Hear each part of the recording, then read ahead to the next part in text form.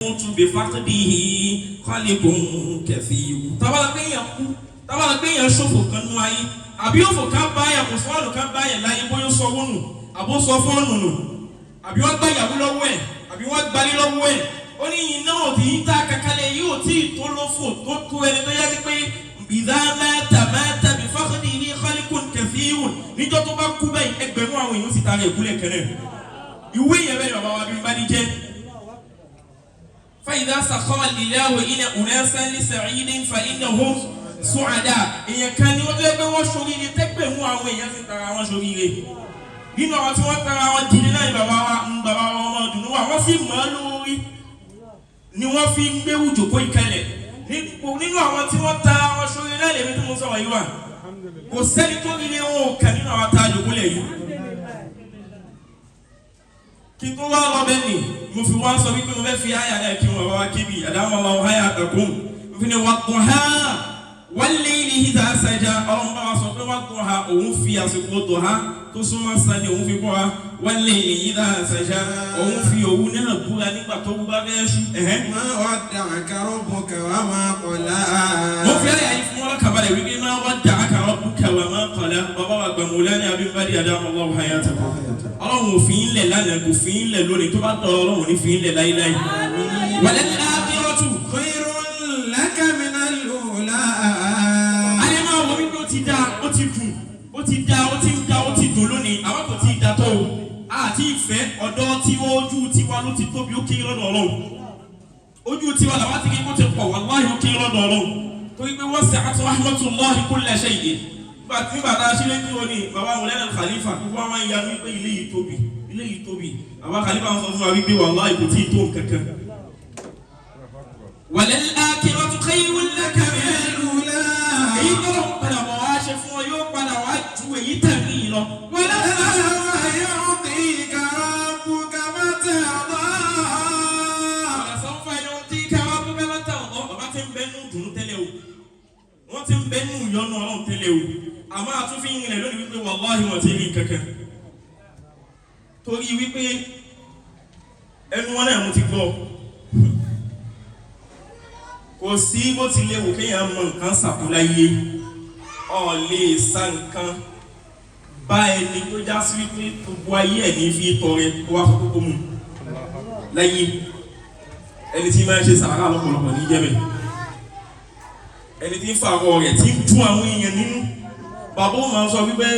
kí ni máa dògúnlẹ̀ sọ odidi Kùránì máa sọ dògúnlẹ̀ sọ odidi káfà ní kí n ti wéyàn kan tínú ẹ̀ ń bàjẹ́ kí n sì sọ kí n sì fìlú sínú ayé ẹ̀.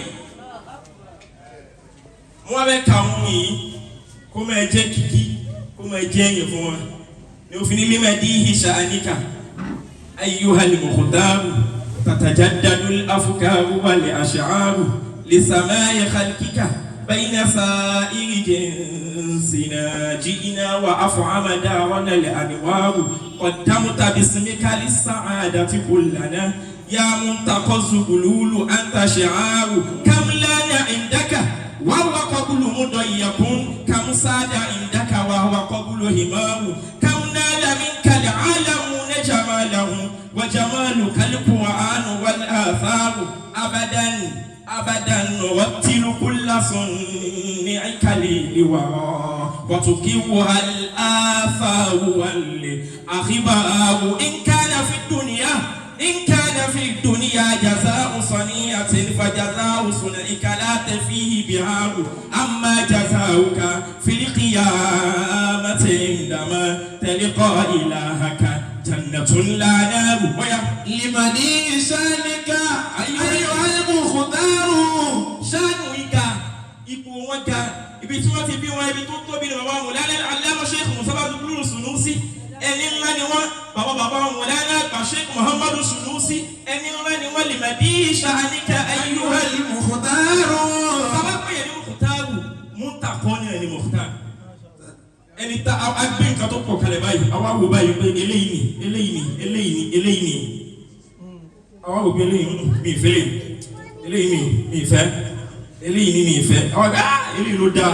ìtayọ jáde ni mo dá ní nílá gbẹ̀rẹ̀ ní Muntaqoh limani shanika ayyuhal mukhtaru tatajaddadul سماء ملكك بين سائر جنسنا àkórí ní sàmáì kùlìkíkà ọlọ́run dá wọn ní dáa tó já sí pé a máa rí wípé àwọn ọkọ rẹ̀ wọn ò sì ní retí ọkọ lọ́dọ̀ anybody. kódà kọ́ bá tún ṣe fún ọgbọ́n tó bá tún wá ọdún tún wá reply dúpẹ́ wọ́n lè máa rí fún oṣù mẹ́fà bẹ́sẹ̀ yìí lọ́ọ́ fi dúpẹ́ ẹ̀hàn ní rí mọ́.